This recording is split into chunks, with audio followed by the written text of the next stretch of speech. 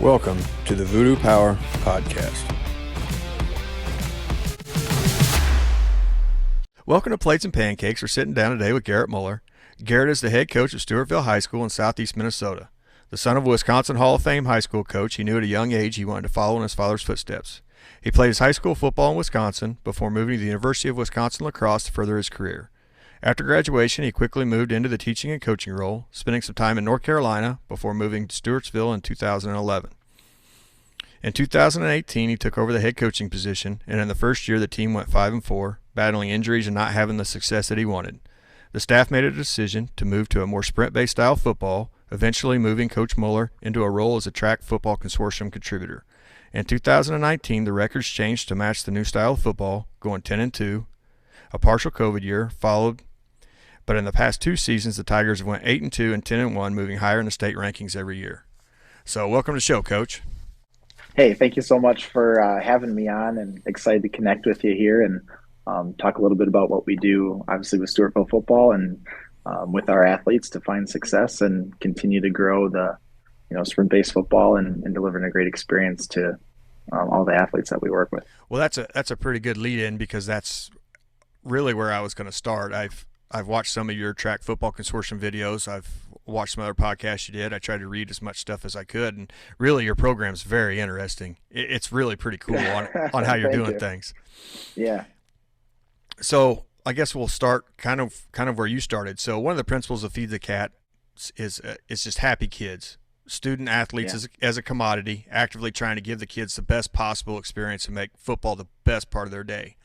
So there's a lot that goes into that. How do you kind of set that up where your kids view football as the best part of their day?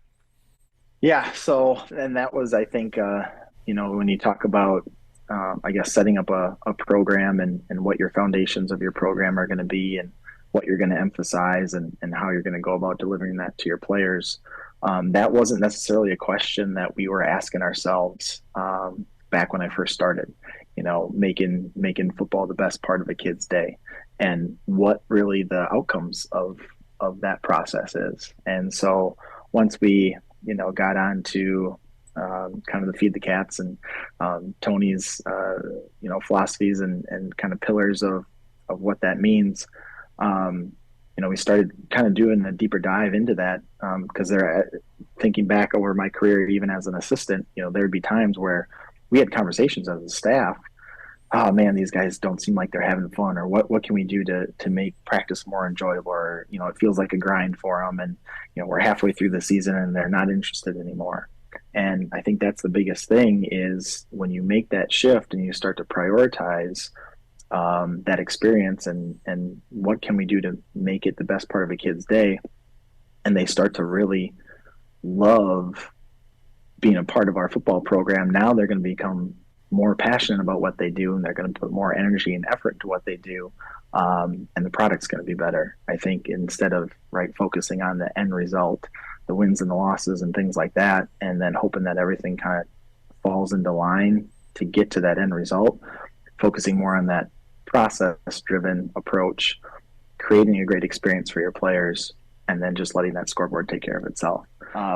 The things we do, in terms of making football the best part of a kid's day, goes back to a lot of those Feed the Cats pillars and foundations about, tires of the enemy, not the goal, right? And don't burn the steak, and prioritize performance and practice. We don't do any traditional conditioning. A lot of the things that maybe turn athletes off to football or any other, sport or athletic is, those aren't necessarily the most enjoyable parts. And there's obviously going to be tough things that we have to do to prepare you to be successful. But those tough things become more enjoyable when the experience is made better for the athletes. And so, some of those main things that we, like I said, we focus on is prioritizing rest and recovery. And we want healthy athletes. And you mentioned, I think, in the intro a little bit about, injured athletes and stuff like that. We're not a big school. And so we need our best guys on the field for us to be successful and to win. And, we've been fortunate enough the last 2 years where the guys that we have starting week one are still on the field, in the postseason for us. And we have our best players on the field able to play and able to contribute.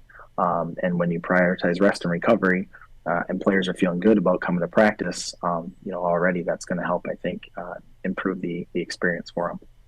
And then, just the way we structure our practice, we try to incorporate a lot of energy and, things that players enjoy, competition, small-sided games, stuff like that. It's not a lot of monotonous drill work.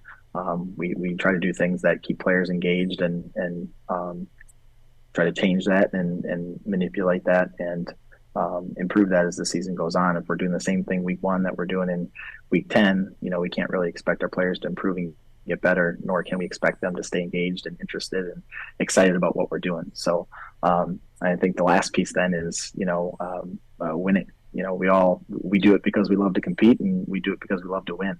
And if Feed the Cats didn't work and didn't win football games, we probably wouldn't do it. But I think we're proof, and there are a lot of other programs out there that are proof that, if you implement this the right way, like I said, that scoreboard and those results take care of themselves. And when you start winning a lot of football games, that just helps increase the engagement and that experience and how much fun the players are having. So it's really, Tony calls it a Feed the Cats feedback loop, where coaches deliberately set up an experience and an environment in practice where players are having fun and enjoying what they do.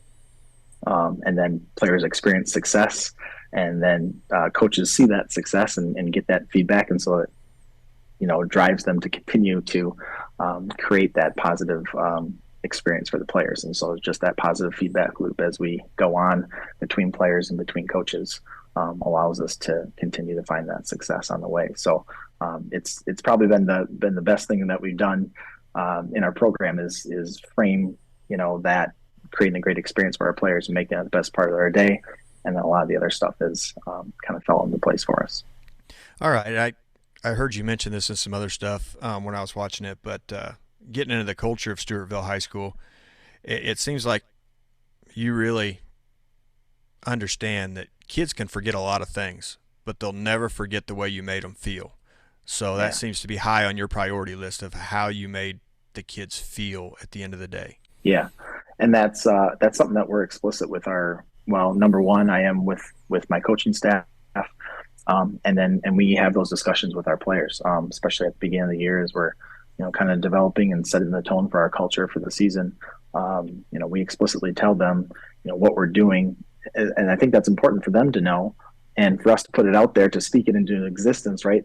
Our intention is to make this the best part of your day. And so they know where we're coming from, that we care about them and we want them to have a great experience. So, and then when we talk about how we go about doing that on a daily basis, they're aware and they're familiar with that.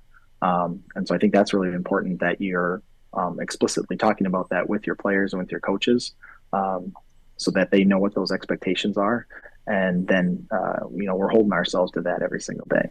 In your culture and what you're working with your coaches and what you're working with your players, that there's two things that I heard you say go into culture. It's what's built and what's tolerated. And at the end of the day, you have what you have because you've either allowed something or you've taught something. So what are you teaching that creates the culture you and your staff want? I think that's a loaded question, right? And I think over time, I used to be look at that as more black and white, and I think it's become a lot more gray for me over the last couple of years as we've made this transition, right? But ultimately, I still do believe that to be true, that when we talk about developing a culture and developing a program, that culture is going to get built one of two ways, either by default or with intentionality. And so you're going to have a culture, good or bad, and it's going to get created. So you can either decide what you want and figure out how to go about doing that and be intentional with that on a daily basis, or you can kind of step back and kind of let that happen. And it may go the way you want it, it may not. And so in terms of that kind of that taught or tolerated is what I kind of the phrase I used to say. I think I really emphasize that with our culture and our program in terms of setting that up with the players and talking about here's what we're going to do because here's the outcomes that we want to achieve. I don't know if you've heard of the E plus R equals O at all. It's kind of a equation talking about outcomes that you Mm-hmm. want to, desired outcomes that you want to achieve. And so you have an event, and you have a response, and then that's going to equal some kind of outcome. And the only thing that we can control in that equation is our response. We can't control the event that happens to us. And ultimately, the hard one to swallow is we can't control the outcome. And that's, I think, what especially high school athletes, they want to control the outcome on a Friday night, or they want to control the outcome at the end of their football season. Ultimately, the only thing we can control is our responses on a daily basis to the things that happen, and putting ourselves in a position to hopefully achieve those desired outcomes. But when they don't happen, how are we going about changing those responses? And so we talk a lot about that in our program. Having a disciplined response is the phrase that we use in practice. If a teammate is dogging it, how do you respond to that? In a game, if we're, a team takes the lead on us or scores first, how do we respond to that? If we're up by 2 touchdowns going into the fourth quarter, how do we respond to that? If we lose a football game, how do we respond to that? So there's all these different things that we have an opportunity to choose our response to, and ultimately, number one, is it achieving the desired outcome? If it's not, we got to change our response to get that desired outcome. And it may not happen right away, but if we aren't constantly assessing that and figuring out better ways to respond to those situations, we can't expect to continue to find success. So that's been a really big foundation for kind of for our culture and our success in our program, is talking about that taught or tolerated, but really focusing more on our discipline response to situations, and how we're intentional with those things, and making sure, again, we're trying to get those outcomes.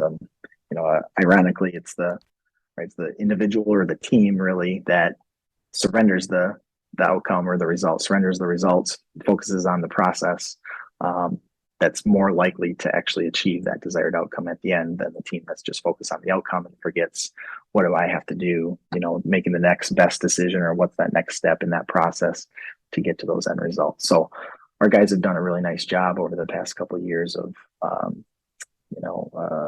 modeling that and living that out every single day. And really proud of the growth that we've seen, I think, because of it. That would kind of lead into my next question, because the way you do things, everything's measured, ranked, published. Everybody knows everybody's stats. The competition level is very high. So to keep the culture in check and not let that run away and actually break a team apart, I would imagine you have to keep a pretty good idea of where the pulse of the team is. Yeah. Yeah. And that's important. And we actually, so we're meeting, we do in the spring, we have a book club. And so we meet with our seniors, or our rising seniors. So currently they're our juniors. And we just kind of talk about, being leaders and being servant leaders, and kind of having your pulse or your finger on the pulse of the culture. And one thing we talk about with the players is, what kind of peer pressure is there? Is it positive peer pressure to be at workouts and, and to work hard and push each other to get better? Or is the peer pressure to let guys slack off or take the easy way out, or, not hold people accountable? And so I think that's, the way with the record rank publish that we do, and just being intentional with how we set the standard in our program, really pushing each other to get better, right? It's that competition that's going to continue to drive success. And ultimately, we talk a lot about too is, the guy that you gotta fight, that's going to be your biggest opponent, is yourself, right? The person in the mirror that you have to continue to strive to work to improve and be better than, because we can't control who we're going to line up across from, or how good that player is going to be, or what they're going to do, but we can control our process and preparing ourselves for the next season. And so that's been a big part of what we do too, is just to continue to push, building your own house, we call it, and building that foundation, and what are you doing to weather the storm when it comes. All right. It's easy when it's sunny skies and 70 degrees to do the right thing, but have you built that foundation to weather the storms when they come? So I think that's really important, and guys see that then, the competition that pushes them to improve and get better, within the program, um, against guys that they're competing with right now, and then also ultimately that themselves that they're competing with. That's their biggest opponent. So I think those two things have been a big part of that push for us to continue to drive that motivation, improving, get better. It's hard when you start to climb to and have some success. That's hard. How do you deal with that, right? And it's like you got a target on your back a little bit, and everyone's kind of clawing and scraping to catch up and get behind. And it's always harder, to compete from out in front, I think, than from behind. And we were fortunate to put two successful seasons together back to back, but every year that we move forward, it's going to continue to get harder, and so we're going to have to set that bar higher and find ways individually and then collectively as a whole to get better. So, just really proud of our guys, the way that they've handled that up to this point, but something that we continue to stress, I think, because as soon as you don't, then you lose sight of what got you there, that process, right? And all of a sudden now you're the ones in second place trying to catch back up. So it's that constant battle to find ways to stay out in front. All right, and I'll touch on one more thing on the culture because you mentioned it there in the beginning of that. I mean, I know in my mind what servant leadership is. I know where it's derived from. I have a picture in my mind of what it should look like. But what does that mean for your staff and your team? Where does that all fit in? Yeah, that's great. Great question. That's something that I think is probably one of the hardest things for a high school athlete to really grasp and live by and model. I think because there's so many things that are pulling them away from that, right? It's a look at me world, right? Especially with social media and recruiting and all that kind of stuff, right? We celebrate the individual, but ultimately well, at least for me, football ultimate team sport. So how do we continue to celebrate the individual success, which is important, but at the same time, making sure that we're lifting our program up because, right, no one individual is going to be able to carry a football team necessarily. We need so many different pieces and parts to be successful there. So, for us, when we talk about servant leadership, it's truly asking yourself the question, what have I done to affect positive change in a teammate today? And so that's what I always ask our seniors that question. Like when you step on the practice field on a random Tuesday, what are you doing to affect positive change in your teammates today? And if you're not asking yourself that question, we talked about being intentional with our culture. If you're not intentional with those actions, maybe it's happening, but maybe it's not, right? We don't want to rely on default. We got to be intentional and make sure that's happening. And we're going to have good days and bad days with that. It's not going to be perfect all the time. But for me, I think that's the big thing from a servant leadership standpoint is what am I doing to help my teammates be successful? And then truly as a leader, then understanding what, your teammates need in any given moment. I think that's the other piece of it, right? Because you're going to have different relationships with different guys from, within the same class, senior to senior versus like senior to sophomore. We got a sophomore that's pulled up to varsity, right? You're gonna lead your senior teammate different than you're gonna maybe lead that sophomore kid who doesn't have much experience and is maybe deer in the headlights and is a little bit more emotionally unstable than the senior is. So I think that's the other important piece with that is knowing what to give your teammates in the moment when they need it. Because they're going to need different things at different times. Sometimes they're going to need a arm around the shoulder and to get lifted up when things didn't go well. Sometimes they're going to need a kick in the ass. It's going to be different at different moments. So I think that's really important from a leadership standpoint is knowing what those teammates need when they need it and just being intentional with affecting that positive change. So those are kind of the two, I guess, big coaching points for me when it comes to servant leadership that we try to instill in our guys. And I'd say that's probably still the biggest area for growth, I think, and always will be in our program because you're graduating a group of seniors, and then you got a new group coming in. So that's always a start over process almost, I feel like, for us every single year is trying to grow that through the off season so that when when it comes August, we're stepping on the field ready to go there. All right, we'll move into a couple more personal things, maybe. Uh, Sure. I mean, they're not crazy personal, but I want to know the thought process behind a few things that happened during your career. Okay. So, your dad coached at a different high school, and He did. you decided not to play for your Yeah. dad and to play at your hometown. Yeah. How long did that decision take to be made? It actually it was not really anything. I think growing up, it was weird. So like, and I have a 10-year-old and an 8-year-old right now, two boys, and then a little girl who's 3. So she's still this past fall she kind of started to understand what football is. I think maybe, but the 10 and the 8-year-old come to practice every day, and so they're part of the program and they know all the players. And I remember being that age, and the only experience I had with football was being around my dad's program. But then I would, be going to school during the day with all my best friends and my buddies, and their experience was going to Menominee High School, is where I'm from in Wisconsin. So they'd be going to Menominee games, and I'd be going to my dad's games growing up, because I got to be ball boy and on the sideline. So I would not trade that experience for anything. But I wasn't necessarily around that program 24/7, because it was about a 45-minute drive for my dad to each day up to Barron, Wisconsin, is where he was the head coach for a majority of his career, at least while I was growing up.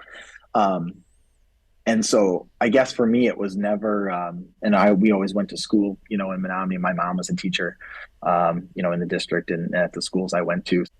Menominee had a ridiculously successful program. Joe Labuda is the longtime head coach there, and he's retired now and a Hall of Fame coach as well. And they won 4 state championships as I was growing up, so it was hard not to be excited about playing in that program as well. And I had a really close connection with my classmates and a talented group of guys. And so I remember, I think it was probably like middle school, I want to say probably 7th, 8th grade, where I had maybe some thoughts about, I could probably go play for my dad, and it's a smaller school, and maybe play more or play sooner and have more opportunities. But, at the same time, would have been really hard leaving my friends and guys I'd played all, multiple sports growing up with. So I guess it wasn't ever something that I deliberated over too much.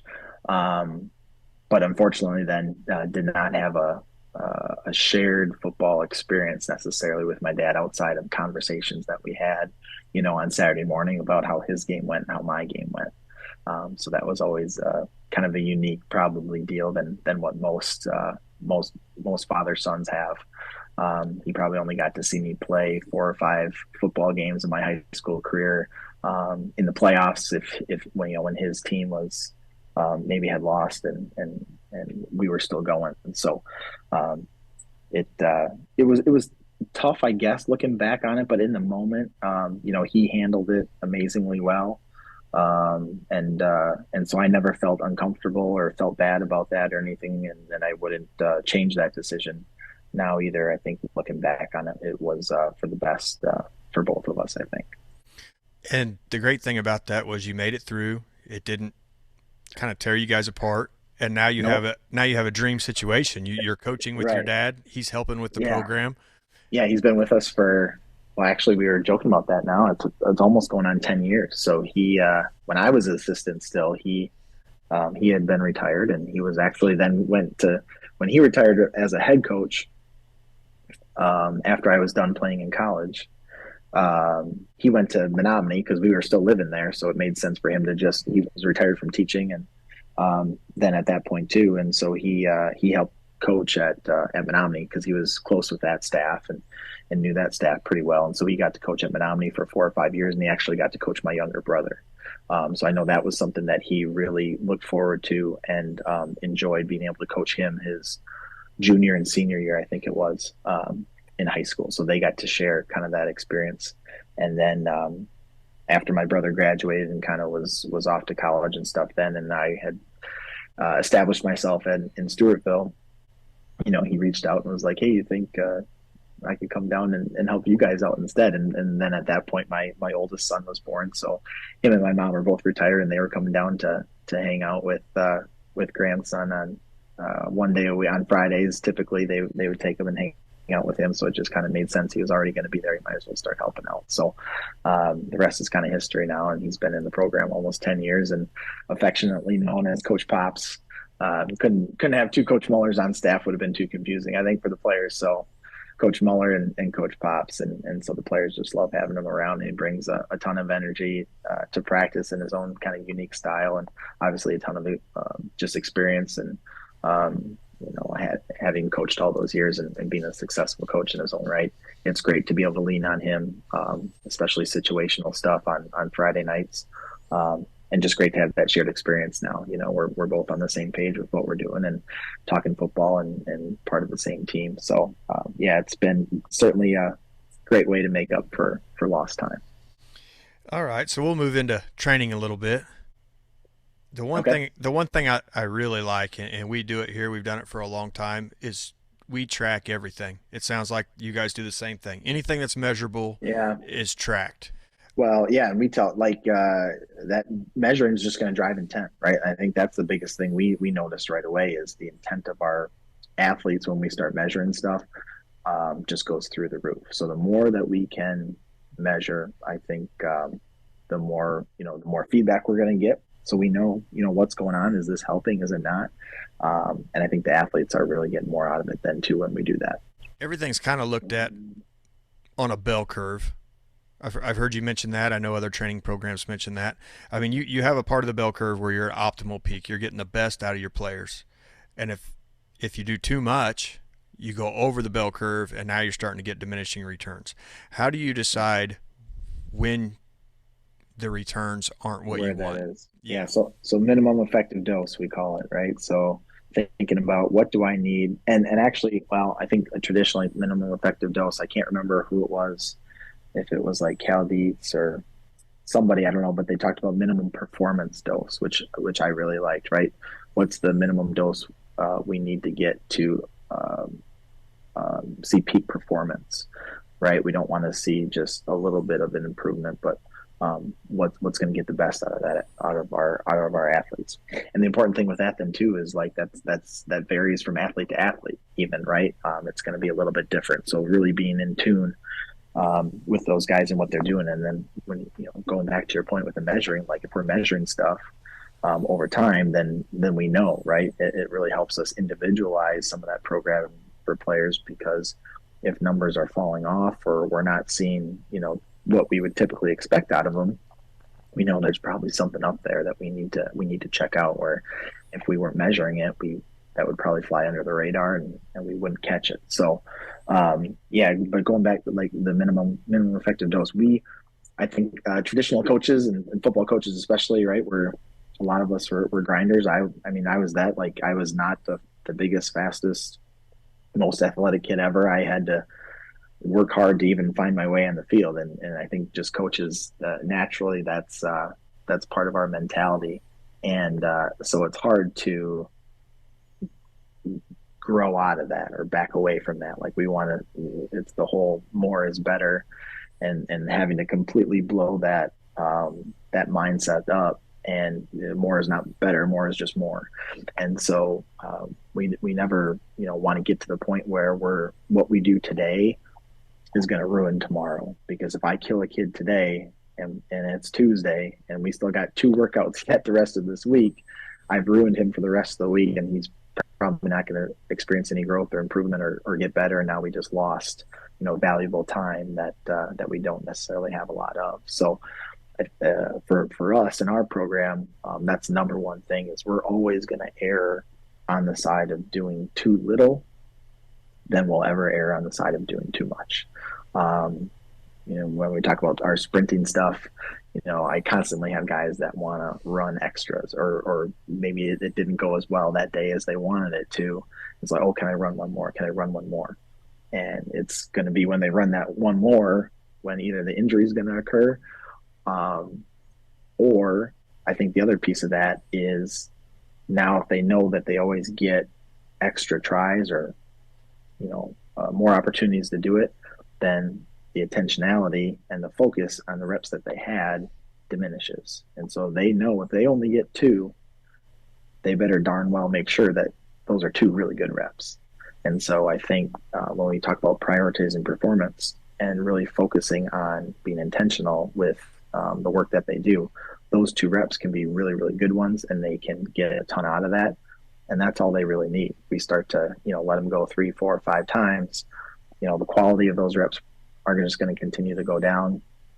And now we're just putting the kid at increased risk of injury or fatigue, or then taken away from the work that we need them to do later on. So I think for so many reasons, that's been a big part of our programming and what we do when we talk about decision making, whether it be for off-season training or in-season practices, all that kind of stuff. We're always going to err on the side of doing too little than too much, because they're not going to get worse by resting, right, or taking or not doing anything. They may not improve, but doing that extra may make them worse. And so I think that's the hard part too. We lose a lot of coaches when we say that rest and recovery is more important than practice. And so when we prioritize that and make sure our programming is done well and correctly, I think then that's where you really see that growth take off, because it's that minimum performance dose or effective dose to elicit those improvements and those gains without detraining the athlete. Yeah, you're kind of running a balancing act with the CNS system.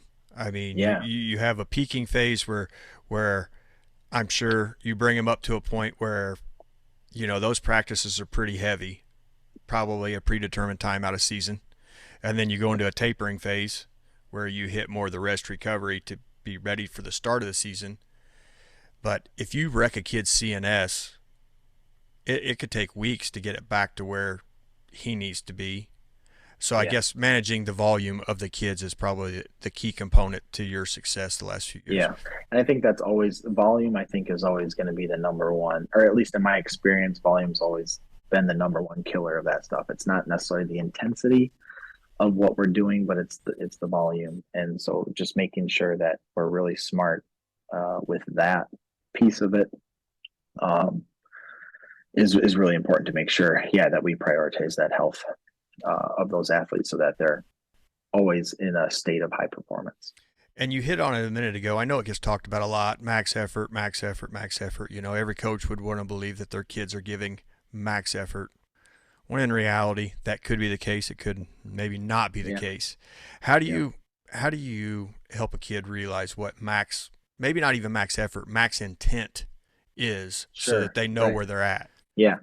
Well, and it goes back to your measuring piece, right? Like if we're measuring it or it's something that's measurable, then we have immediate feedback and data to know based on if, we've been doing a good job with tracking that data. Just a one single point in time, without frame of reference or context doesn't necessarily tell us much. But if we have that longitudinal data over time that we can reference back to, that helps drive that programming, and then that feedback for us as coaches and for those athletes to know, am I at least max intent with what I'm doing? Talking about your work to rest ratios are really important, and making sure you have that proper rest before the next bout of exercise, whatever it is, whether it's a sprint or a route, for a receiver in a football practice, a deadlift or a bench, rep in the weight room, whatever it may be. Really, I think educating our athletes about what that rest needs to be, so that the max intent effort can be there when it needs to be. And that's going to be different, right? You mentioned from a CNS standpoint and from a physical physiology standpoint. And that's still, a part. I don't claim to be an expert in that stuff, but in listening to the guys that are the experts, that CNS takes a little bit longer to recover maybe than what most of us realize. I think there are some smart coaches out there that talk about the robustness, right, of a teenager CNS, a 17-year-old versus a late 30-year-old CNS is a little bit different. And I think it probably is more robust and able to recover faster than maybe what we in our program give them credit for, or what they can do. Because like I've seen a kid that can repeat sprint ability when we're doing a fly 10 when I don't think he's had enough rest necessarily. But he hops in there and he runs his rep, and yep, sure enough, he backed up a good time or even got faster. And it's like, I guess he did recover enough. But again, going back to that minimum effective dose, we always want to make sure still that we're erring on the side of caution, and that we're not putting the kid, at risk for injury. So it's certainly a balancing act there, and trying to figure that out. And there's some data out there that talks about, like, from at least a sprint perspective. It's like 1 minute recovery for every 10 yards of sprint distance or something like that. I think Brendan Thompson has mentioned that a little bit, and can't remember where else I've heard that. So we try to subscribe to that a little bit, or something close to that. Like if we're doing a 40-yard dash or a 10-yard fly, just because the buildup is typically 30 or 40 yards, and do a 10-yard fly, we're going with a 4 to 5 minute recovery before they run their next rep. But then again, like I've said, I've seen a kid, repeat the same or even improve after a 2 minute rest. So, again, out of context, just doing that once is probably not a big deal. But if they're repeating that daily over time, that volume again, or stacking, that stress, eventually, you're going to see injury occur. So that's always really important for us, is that we just make sure that we manage that stress correctly, so that as those days stack up over time, it's not getting to the point where eventually, we've gone too far, we burn the stake, or let today ruin tomorrow. So, yeah, that's there's so many different rabbit holes, you can go down with that stuff in so many different ways you can look at it, and we're still figuring that process out a little bit for ourselves. But I guess we've done a pretty good job for the most part up to this point, but still learning and growing in that area for sure. I don't know if you're familiar with Jim Windler. He wrote 531. Okay. No. So a lot of programs they use his program, and he's the strength and conditioning coach at London, Ohio. He's a power lifter himself. He come through West Side, all the things that go along with that. But you and him are kind of on the same page with this. It's every day is the rung of a ladder, and it's not worth sacrificing one rung to climb two, knowing that you're going to fall Sure. back three. Yeah, that's a great way to put it, right? We don't want to try to take one step forward if we know it's going to, put us two steps back later on.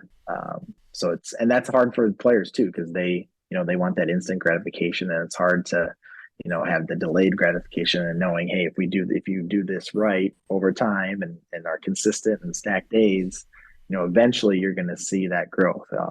For anyone that's listening to this, if you don't know who Steve Jones is, go listen to everything that he has out there about leadership and culture development, because it's what we, base a lot of our leadership and culture development in. He was a longtime coach in the state of Wisconsin, and won 5 straight state championships and 70 plus straight games. And they didn't focus on wins or outcomes. They focused on people, and doing things the right way. But now I forget, I lost my train of thought. But ultimately, when we talk about doing that kind of stuff, it's so important to focus on that process, and not the end results, and worried about getting the times and doing the extra to get there. It's just making sure that you take it one step and one day at a time, and focus on that process to get there. And eventually, that growth's going to come. You just kind of lay that foundation. We water it every single day. And as we talk about, like, pouring ourselves, what do you have to do each and every day to water it, to lay that foundation? So eventually, your body or our team is ready for that growth when it's going to happen. I don't know when it's going to come, but if we don't do a great job consistently every day watering that, you're not gonna see it eventually. So it's just being patient and continuing to work until it happens. Going back to your weight room a little bit, you guys sprint 2 days a week. You're in the gym. Yep. Lifting 2 days a week. You have your plyometrics, you have your RPR, visualization, everything that goes into building the best kid you can physically and mentally at the same time. Now, when you sprint 2 days a week, you're considering that max effort. Am I correct? I mean, you're considering the volume of how much stress the running is putting on the kids. So you would actually treat that like a weight room day, essentially. So we try to stack our stress and stack our rest. So, and what I mean by that is we'll always sprint first, I think that's super important, right? From a CNS standpoint, we want to be as fresh as possible when we're doing our speed development. So we're always going to sprint first. And then that's a great primer because it's not a lot of volume, right? The intensity is high, but the volume's low. And so it's just a great primer then, I feel like, for the weight room. So we're going to go out, we'll do our speed drill work for that particular day, whether it's a max velocity focus or an acceleration focus, whatever it may be for that particular day. Do our time sprints, and then we'll immediately go to the weight room for the weight room work that day. And so each session is, or each part of that is 45 minutes or so, give or take. So about 90 minutes is our total time that we work. So we'll do that 3 days a week total. So our 2 sprint days are usually the first and the third day. So however, you might have to set up your schedule. If we're Monday, Tuesday, Thursday, maybe you're Monday, Wednesday, Friday, whatever it may be. Our first and our third day are going to be our sprint days. We're going to put like our agility, change of direction stuff kind of on that day in between. And so that's worked well for us. There's different ways, a lot of different ways to skin a cat, right? And a lot of people find success doing it. We found that works really well for us and for our schedule too, right? That's the other thing, is like, what space do you have, and and what time, how much time do you have, and you got to make do and with the best that you got. And so that's kind of where we've been at the last couple of years, and has been a good process for us in our off season. I'll start getting into some other stuff that I've heard you talk about, and it matches the gym. So it's some common ground we have. Force equals mass times acceleration. The bigger your maximum weights are, the bigger your submax weights are. Now we do a lot of speed weight room stuff. We kind of follow a west side system. So you got speed box squats, speed bench presses, stuff like that. With the theory being that you cannot lift, let's say, 80% of your max fast enough to equal your max, but you can lift 50% of your max with, let's say, chains or bands or something like that, fast enough to equal your max.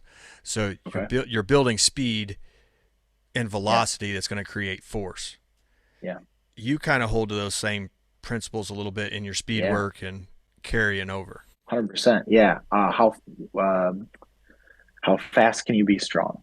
Yes. Right? Is kind of the way I think that you can put it in a high school, right? We got to be able to speak in 16, 17-year-old brain language that they can understand. How fast can you be strong? And that's the other thing is, any of our programming in the weight room too, we want to support our speed development.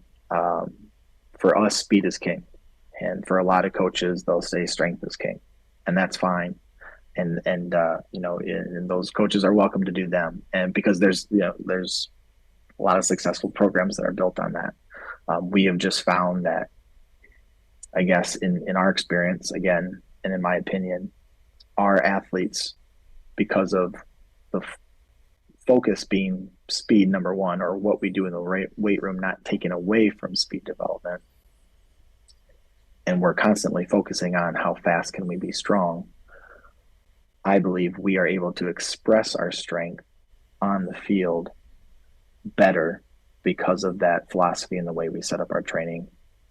And at least in recent history, better than the teams that we line up across from then on a Friday night, or at least most of them. Mm-hmm. So for us, when we talk about that in the weight room, anything that we do, because we're still building strength then too. So I don't want people, people think that the weight room doesn't matter, or that we don't want to, gain mass, gain size, get stronger. Like, those are all very important components of everything that we do. So we don't neglect the weight room. We simply, maybe have refocused or shifted our emphasis in the weight room. Because body armor in football matters, right? Like, if you're an offense or defensive lineman, mass is a component of that force, right? And so if we can continue to build mass while also increasing the explosiveness and the speed of an athlete, ultimately, we're going to give them those underlying qualities that they need to help make them a better football player. It doesn't guarantee that they're going to be a better football player, because they still got to go do it on the field if they have, crappy technique or tough with decision making or can't remember how to line up well, they can be the fastest, strongest, most explosive kid on our team. They're not going to be a good football player. So they still have to be able to do football specific skills well. But we feel like if we're able to build those underlying physical qualities with our speed work and with the stuff we do in the weight room, we're going to put a kid in a more advantageous position to be successful and be able to express that stuff on the field, like I said. So, we were talking a little bit before we started, we use triphasic training, in our weight room. And so, I guess for us, like if we look at like a 12-week kind of off-season block, winter right now, we have our winter off-season athletes. And so, we kind of go through an eccentric phase into an isometric phase. We're currently in a concentric phase right now.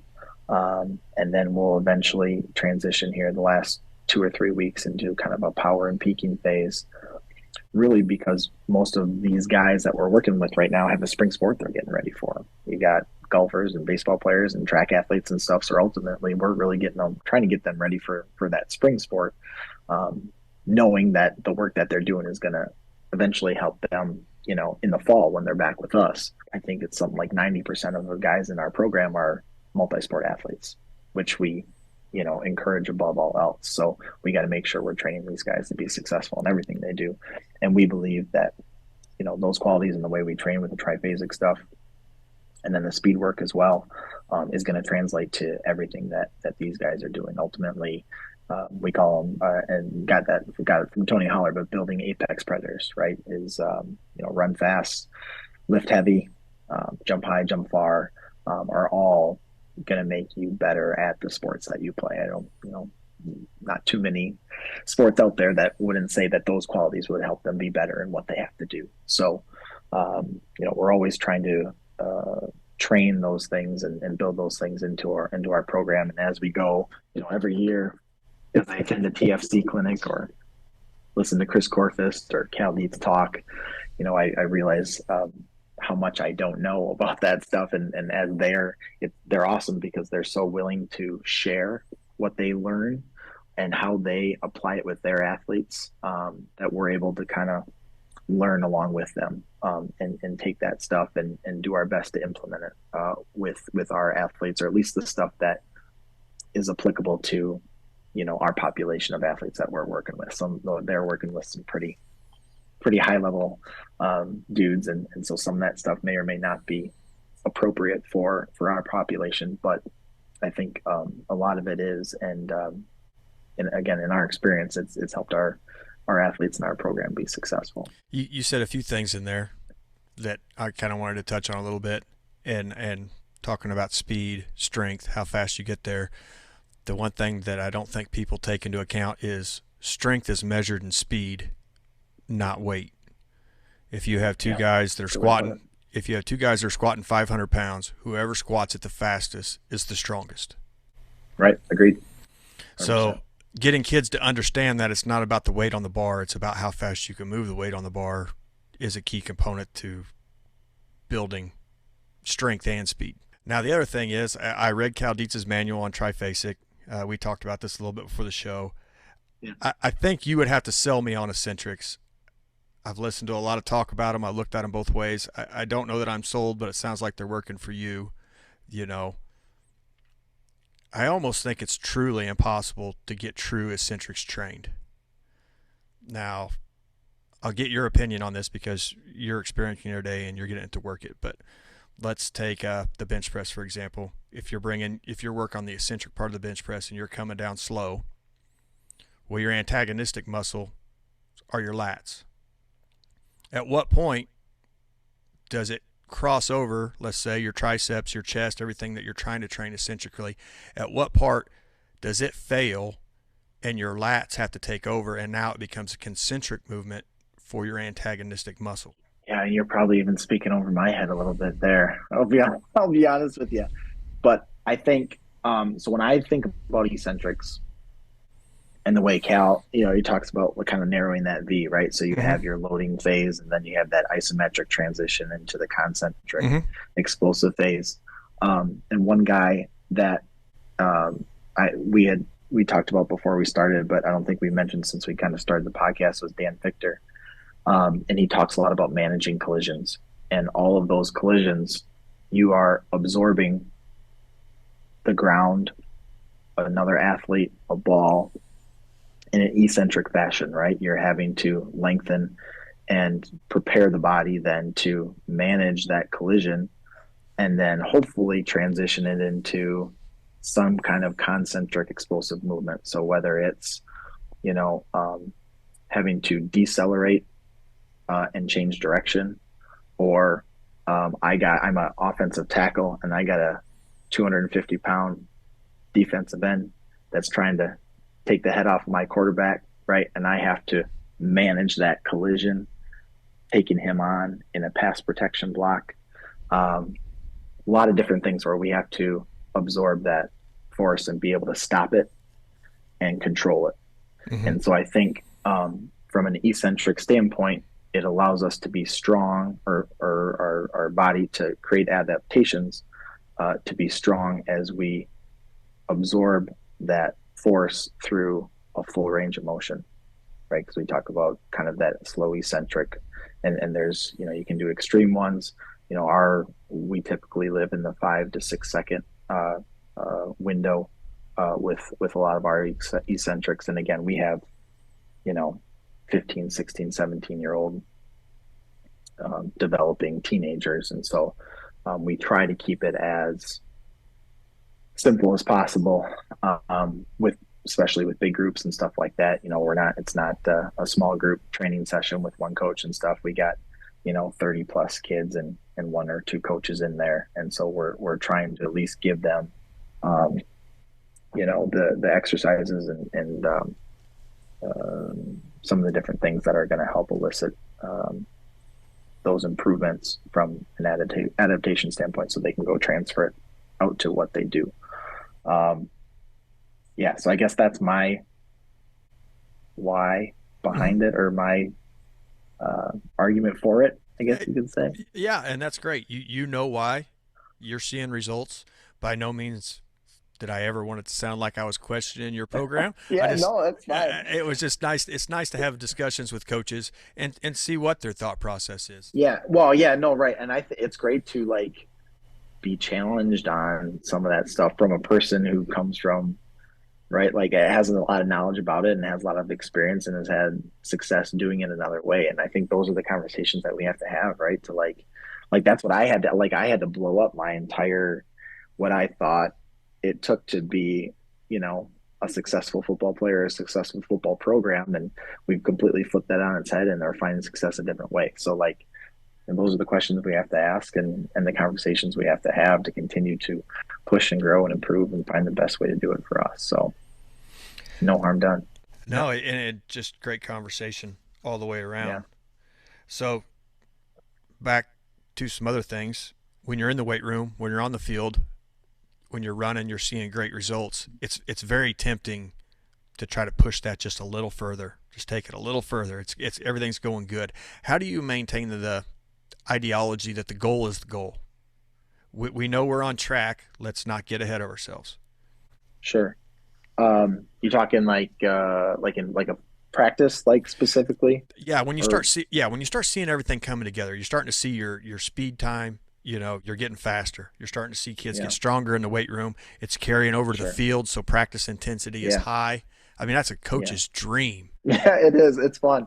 Yeah, you know, and it's fun to hear. Like, you know, we've gotten to the point now where, you know, we have coaches who reach out and, you know, are kind of ask or interested. They see us play, or have whether it's a team we played against or someone, you know, who's watched one of our games and just kind of seen the energy that we play with and the intensity that we play with and stuff like that. And I think it goes back to how did we get here, right? What was the process to get us here?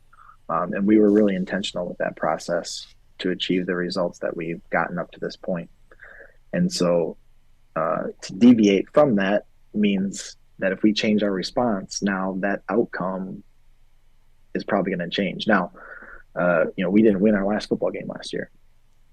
And so there are some things we're going to have to improve and change to find a way to win our last football game.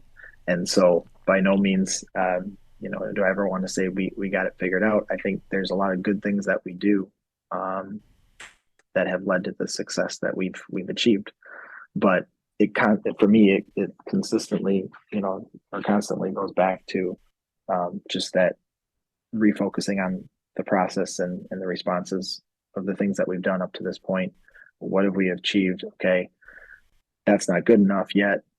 What are some of the things that we need to go back do now to continue to improve and change? So it's just that focus on that process driven results, growth mindset, and continuing to find ways to get better, to push that envelope further and achieve things that we haven't achieved yet. And so, we're in a good spot from that standpoint. I think we got a lot of hungry players coming back and hungry coaches that want to continue to improve and get better. So it's that positive feedback loop again too, where, we're feeding off each other and wanting to create good experiences for our players. And we see that and we feel their energy and how much they enjoy it. And we see them improve.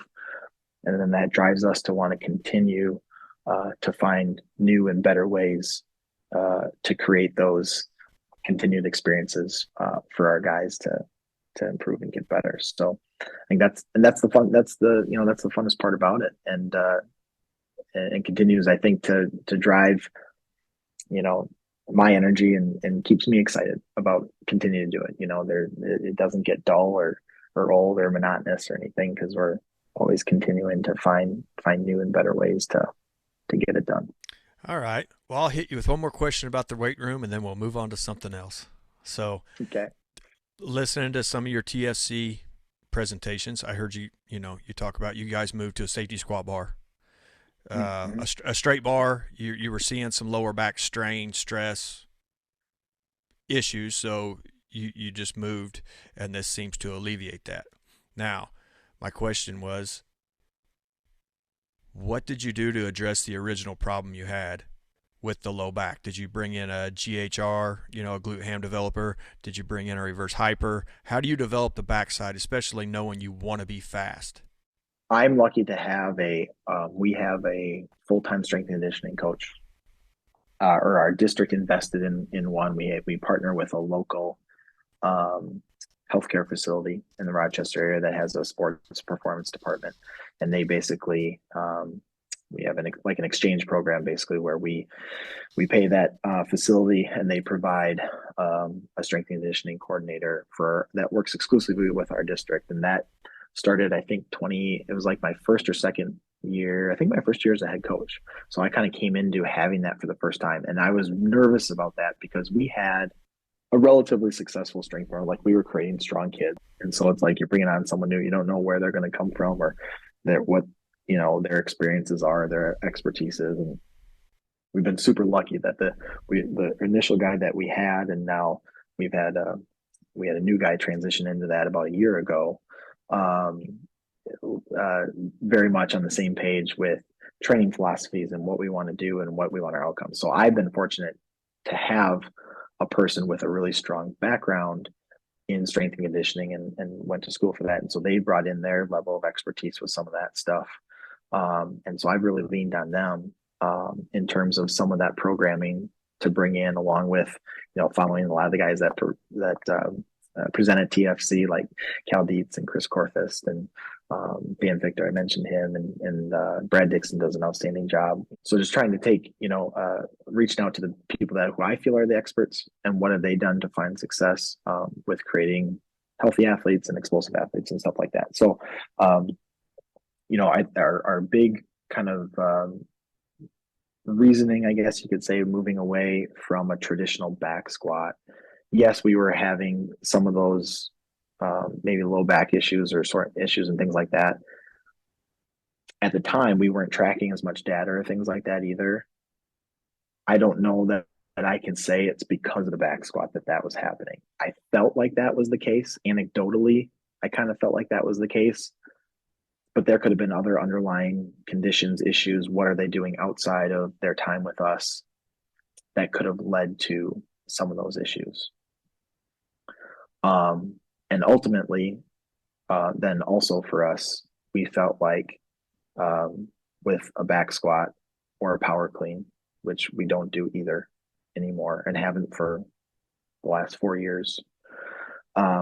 We felt like there are other exercises that we can elicit similar training adaptations without potentially putting our athletes in a compromised position from a health standpoint. There's nothing wrong with a back squat or a power clean. I grew up doing both of those. I never had any issues with them, and I found success training that way. But I think in a large group setting, when it comes to teaching proper positioning and the correct way to spot and, just doing it to prevent injury, the opportunity cost with having to teach that and then monitor that with those exercises. And then also, I think in my non-expertise opinion, technique with some of those exercises can be a limiting factor in the weight that they can do or how fast they can do it. Right. So if we find other exercises where it's easier to teach the technique or technique is less of a limiting factor and we can still get the same training adaptations that can, help the athlete be successful on the field, in my opinion, I'd rather choose those exercises because it's less time to teach it. It's safer.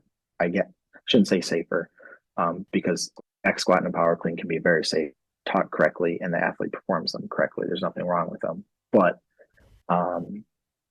in terms of the time it takes maybe to perfect that technique, we don't have to take the time to teach that now to a kid necessarily. So again, nothing wrong with them, but we found that we can get the same adaptations with things like a safety bar split squat, where we're putting a player in a more unilateral position, which I think is more sport specific than anyway. Very seldom is a kid in a shoulder width stance, bilateral, down and up. It's always some kind of offset. And so I think putting the kid in a more sport specific position with that safety bar split squat and then being able to load that up, probably with more weight than what a kid could do on a back squat, and then be able to move that explosively and quickly, like you said, and being strong fast. We choose to do that instead. And then, hex bar deadlift, we do then as well, is kind of our bilateral stuff. But even then recently now, since we've gotten into our isometric phase with our triphasic stuff, we've been doing all of our hex bar stuff with like an offset stance. So even there, we're not necessarily bilateral, like right next to each other. There's a slight offset either way with either foot. Because again, most of your sports that all of our guys play, there's going to be some kind of offset with their feet. So we believe, I guess, there's more transfer when we do that. And just with the hex bar, again, rather than a traditional deadlift, just putting that athlete in a little bit better and more athletic position naturally, I think, because of the way the exercise is set up in our experience. So, and again, for me, who I don't have a CSCS, don't have any, my background is not necessarily in that. It's physical education. So, I mean, I had classwork and some experience in doing that. And I have all the, the coursework and the clinics and the things I've done over the last couple of years. Just someone who did not necessarily grow up learning how to teach some of the more complicated exercises like a power clean or a back squat. Being able to teach this other stuff to athletes feels more natural, I guess, for me.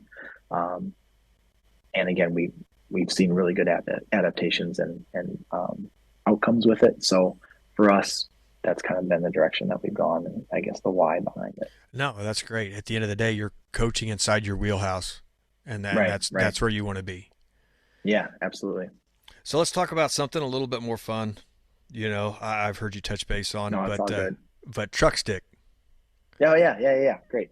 It How would fast take, can you be strong, right? yeah, it takes the weight room to the field to some awards the kids can get. How did you develop the idea of truck stick, and then how do you figure out what the numbers are? About 2 years ago, it was now, like coming off of our COVID season. So we had 2020, it was kind of a blown up year. We only played 5 or 6 games and never really had much of a varsity team on the field and stuff, but still felt like we the season just didn't go well. Especially 2019 was kind of our first year of kind of our feed the cats sprint based football approach, and had an undefeated season, and things went, better than I think any of us could have imagined necessarily. And then almost felt like we took a step back the next year.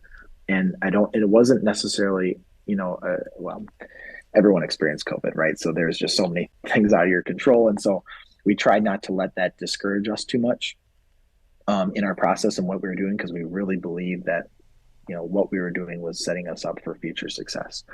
And after that, kind of that first, I guess the 2 years really, with the 2020 COVID season, and starting to really track that speed stuff, you just started to realize, like our big guys on the field are never going to be the fastest kids. They're never going to be at the top of any of our record rank publish. Yet some of these guys are really, really good football players, right? And so what can we do to help continue to motivate these guys? And is there maybe a better metric that we can measure that translates to success on the football field? Because then you also see the guys who are blazing fast, right? But maybe they don't have a great football specific skill for the position that they play, or they're not great decision makers, or don't have a real high football IQ. And for whatever reason, the speed that they have isn't transferring to the field. And I think that's the really important piece with this truck stick before we get too far into it. I've had a couple coaches reach out recently within just the last few weeks, and they're like, Coach, like I have a kid that just posted a 950 truck stick, and he's not a good football player. And so I think they want to believe that the truck stick number is all of a sudden going to like make all your football play. Like if they have a highest truck stick, now they're a great football player. That's not necessarily the case, right? The truck stick is simply measuring momentum, right? How much momentum can an athlete's body generate based on their body mass and their velocity. And it's simply an underlying physical quality. And I think more than anything else, that having a great truck stick number isn't necessarily going to reveal a great football player. But when you start to look at your best football players, they typically have a pretty good truck stick for their position group relative to what they play.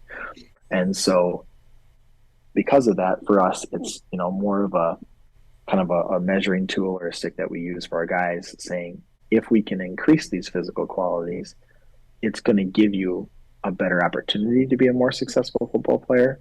But it's not like a causation thing where because that truck stick got higher, you got better at football. For the reasons I mentioned before, like you still have to, talent is important. Yeah. Having football specific skills for the position you play is important. Being able to have a high football IQ and decision making on the field and being able to execute, like all those things are what wins football games and what makes good football players. If we can increase their truck stick number, those underlying physical qualities, it's simply going to enhance those other things that they have to do on the field. So what we found was when we started, I came across the idea of tracking momentum on it was an article on Simply Faster. And it was the off season between 2020 and 2021. It was like January, February. And as I'm reading, I'm like, this is it. Like, this is what we need to use to start tracking for our athletes, to help kind of level the playing field a little bit. And I hypothesize, I guess you could say a little bit, that it's going to start to reveal who our better players are. And sure enough, as we started to track that through the spring and in the summer going into the 2021 season, that tended to be the case. And so for us, we talked about speed's the priority, but body mass, body armor, and being able to generate as much force as possible and being a powerful athlete ultimately is where you need to live to be a successful football player, right? We're not just like, if it was the track world, right, then it's speed, and mass is not necessarily a good thing. But in football it is. So that truck stick, that momentum, or tracking that momentum, really kind of marries the two, and also help can put I think even some guys on our coaching staff and some of our players felt like over those first two seasons, 2019, 2020, we almost started to like de-emphasize the weight room a little bit, right? And it's like, oh, just speed, speed, speed. Bringing this truck stick component back in really helped re-emphasize that, yes, the weight room is also important. Like we need to be good in there too, on top of the speed development. So it was really a great marriage of the two in building what we call those apex predators who can be strong, fast. And so by, we calculate that truck stick then by taking we do fly 10s in our program. Some teams do 10-meter flies, which is actually easier from a conversion standpoint because you don't have to go from standard to metric. We do. So there's one extra like calculation to figure out if you're doing a 10-yard fly. But for us living in the world of football and everything's measured in yards, I think it makes more sense for our players. They don't know what a meter is necessarily, but they're very familiar with what a yard is. So we do the 10-yard flies, and so we run 10 flies once a week, every week. And so it's something that we're constantly measuring, and we have a ton of data on. And so that's really important too from a longitudinal standpoint and knowing where guys are at. And so we'll take that 10-yard fly time and convert that to miles per hour. And so if you're following along at home, the number 20.45, if you take that and divide it, it's kind of a standard number you can use, and not to get too sciencey or a ton of math, but if you take the number 20.45, divide it by your 10-yard fly time, that's going to give you miles per hour that the player ran over that 10 yards. And that's important to know too. That's technically that's their average speed over the 10 yards, right? It's not their fastest point in time. Quick tangent. I'm excited. We just purchased some GPS technology invest for our program. So we got some Titans. And so those just came. And unfortunately, I live in Minnesota and there's snow on the ground, so I can't like go outside and use them yet. So I'm excited to start using those. But we'll have those on some guys now this summer, and that will be able to calculate their peak velocity at the moment in time. So we'll even get a more accurate, technically, truck stick measurement because it won't be an average over 10 yards. There's their velocity over 10 yards. So back to calculating it. So you get their miles per hour, and then we have to convert that to meters per second. So once you have those miles per hour, the conversion to get to meters per second from miles per hour is dividing that miles per hour time or miles per hour speed by 2.237. And so that'll give you meters per second. And then you simply multiply that meters per second velocity by their body mass in kilograms. So you got to figure that out. And so multiply meters per second by kilograms, and it's going to spit out a number that's measured in Newton seconds. And so that's that truck stick measurement. And the nice part about it, you could use like miles per hour and pounds. It just comes out to like really big numbers. And using the metric measurement for momentum, you're going to be right in that 600 to 1,000. So it's like a nice range of numbers that makes sense, I think, to players and coaches and stuff like that you can relate to a little bit. And now that we've had 2 years of that data, we're able to kind of track that against the success that our players have had on the field. And guys can see that, not every guy that's at the top of that list is an all-conference player or our best player. But this past season, we had 15 all-conference kids. They were all in the top 30 of our truck stick. So, there was, I think, 5 out of our top 10 that were not all conference kids because they're a sophomore offensive lineman that isn't ready to play varsity football yet, but they weigh 255 pounds and they can run 17, 18 miles an hour. So we know that they have really good underlying physical qualities. And if we coach them up right, they're probably going to be pretty good football players down the road. So I think that's the important thing, again, for coaches to know is it's more of a data point to use for here's what this kid's potential could be, right? Because that's what it is. That's what all momentum is. It's how much they can generate. Now, what do we got to do as a coach? What do they have to do as a player to be able to harness that and um, be able to put it out on the field as a player, into a block, into a tackle, as a ball carrier, you name it, based on the position that they play. So yeah, it's been a fun thing to really start to that's gain some traction and become popular. So it's fun to be able to share that out and have other programs start to implement it and really see a lot of value in it.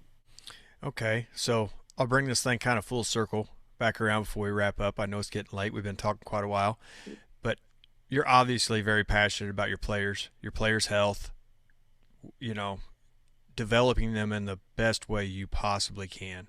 So let's kind of finish here with your mindset work. I mean, Yeah. I think kids are under more pressure mentally than what we really know. There can be a lot of stuff going on in your house and you don't even know because kids are so bottled up. I think possibly social media creates some of that, the pressures of school, everything that comes in. So Mm-hmm. how do you get the best mindset you can get on the field, and then when do you know to pull your players away from the field and just have a more relaxing time with them, whether that be the movies or I've heard you talk about things Yeah, like yeah, that. some of the other stuff we do. Yeah. Mm-hmm. So it's been really cool for me as a coach and for us as a program. These past 2 seasons, we've been able to bring back from just talking about some of our mindset work that we do with our athletes. We've been able to bring back a former player, one of my all time favorite kids that I had the privilege of coaching.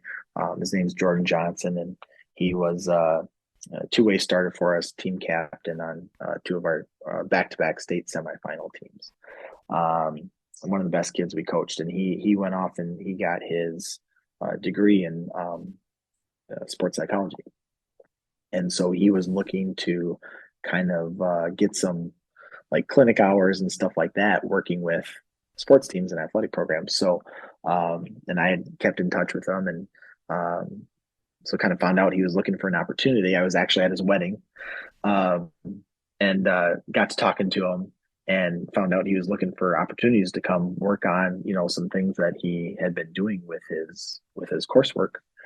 And I said, hey, like, come down and can we bring you in one day a week and work with our guys? And he loved the idea, and obviously we did because it was something that we were looking for.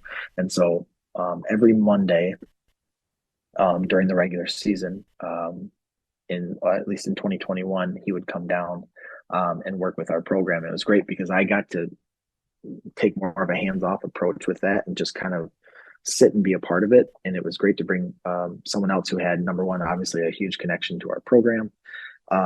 He was a guy that our current players, like when they were in fifth and sixth grade, like looked up, like watched, like he was like, oh my, the dude on Friday nights that they got to go watch, and now he's coming back and working with them in our program. So it was awesome to bring, I think, a person who has a passion for what they do and then a level of expertise that I just don't have in that area. And I think that's important too, for coaches being willing to recognize when they maybe have a deficiency in an area and then either go improve that and learn about it so that you can be better at it and have it a part of your program, or be willing to bring someone in who is an expert in this area and can really help your players grow because of it. So he did a lot with our guys from a mindset standpoint, and just talking about he rolled a lot of our discipline response and our E plus R equals O into some of the talks he did because he wanted to make sure what he talked about with our athletes was within the framework and the context of our program, which was awesome and was really important to me. And then really talked about when recognizing thoughts. Things are going to happen. Thoughts are going to occur and come into your head as you're playing a football game. There's going to be positive thoughts. There's going to be negative thoughts all the time. And it's not so much how those thoughts make you feel or what those thoughts are. There aren't good thoughts. There aren't bad thoughts. It's just a thought. But you have to be willing to notice those things, because if you try to ignore it or put it aside, it's typically not going to go away, and then it's going to detract from your performance. So meeting those thoughts head on, accepting them, because they are what they are. You can't change how you feel about something. You can't change the thought that pops into your head, right? You can try, but you're not going to be able to. And then simply just taking that in as information, right? And then releasing it, letting it go, and being able to move on to the next play or use that information um, to help you perform better at whatever it is you need to do. So as a wide receiver, you drop a ball, you get pissed off or mad, you have thoughts, oh, I suck or I can't catch the ball. Like if you focus on that portion of it, you're probably not going to catch the next one either. Instead, focusing on the information that happened, like why did I catch the ball or what happened in that situation, so that I can use that information to help myself improve and move on from it emotionally, so it's not detracting from my performance and what I have to do next. So um, kind of a deep dive there into that, but that has been something now that we've really rolled into our program as well, that we've continued to talk about this year. And Jordan was able to come back as he kind of starts his own practice and his own things. He was not able to come down every week this year, but he was able to get down 3 or 4 times, and we were able to continue to kind of build on the things that we implemented last year. So that was great from a mindset standpoint, like physiology or psychologically, in terms of their performance. And then you kind of just mentioned, like, it goes back to that delivering a great experience for our players, right? And so, and making football the best part of our kids' day. And so we're always trying to find ways to grow our culture and our connection between our players and our coaches outside of maybe, the context of football. And so we, are constantly, through our fall camp, we're building in fun competitions to the end of practice. There's a pool in town, so we'll go and do like a water Olympics. One day we go at the end of our regular season before playoffs start, we go and play paintball with all of our guys. And so I think it's, ultimately, you had mentioned it, players and coaches alike, we're going to remember, number one, the most how we made each other feel. And so the more opportunities that we can create to have those positive experiences, regardless of it's on the practice field or somewhere else, those connections that we make and those relationships that we build through that is going to be the number one factor in terms of our success. And so that's been, I think a big part of what we do as a program is try not to take ourselves too seriously, try to build in as much fun and connection as we can to build those relationships, because ultimately we're leaning on each other. And, we got a lot of love for the guys that we're working with. And Tony has mentioned that in a lot of his presentations, football coaches are oftentimes obsessed with hard and soft, right? Like you got to be tough, you got to be, or you're soft. And the toughest thing, in my opinion, in the world is love. And you're gonna fight like hell for the things that you love. And so the better connection and relationships we can build between our players, between our coaches, the more enjoyable experience we can create for our players. We know the more they're gonna love being a part of our program, and then those guys are gonna fight like hell for our program because they love being a part of it. And so that's been a big part of our success, and will continue to be the foundation, I think, for our success moving forward, and something that we'll always, put to the forefront in terms of what we're doing to develop our program. Well, it sounds like you're doing an amazing job. I mean, I know it's getting late. I appreciate you coming on. We were able to work schedules out, and I couldn't be any more excited.